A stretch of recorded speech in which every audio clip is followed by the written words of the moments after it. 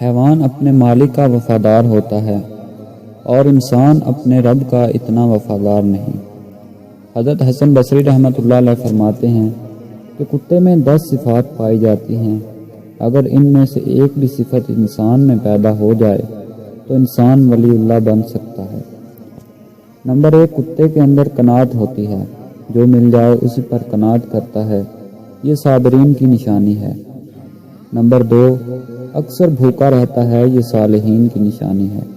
Number 3، اگر کوئی دوسرا کتا اس پر زور سے غالب آ جائے تو یہ اپنی جگہ چھوڑ کر دوسری جگہ چلا جاتا ہے، یہ رافسین کی علامت ہے۔ نمبر 4، دنیا میں اس کا کوئی گھر نہیں، یہ متوکلین کی علامت ہے۔ نمبر 5، رات کو کم سوتا ہے، یہ محبین کی علامت ہے۔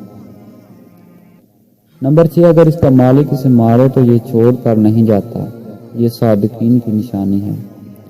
نمبر 7، اگر اس کا مالک کھانا کھا رہا ہو تو طاقت کے باوجود اس سے کھانا نہیں چھینتا، یہ مساکین کی علامت ہے۔ نمبر 8، جب مرتا ہے تو اس کی کوئی میراث نہیں ہوتی، یہ محبین کی علامت ہے۔ نمبر 9، جب مالک گھر میں ہو تو اس کے جوتوں میں ادنا جگہ پر بیٹھنے پر راضی ہو جاتا ہے، یہ متواسطین کی علامت ہے۔ نمبر 10، اگر مالک اسے مارے اور دوبارہ ٹکڑا ڈال دے تو اسے کھا لیتا ہے، ناراض نہیں ہوتا، یہ خاسفین کی علامت ہے۔ اب ہم غور کریں کہ ہمارے اندر ان نشانیوں میں سے کون سی نشانی پائی جاتی ہے۔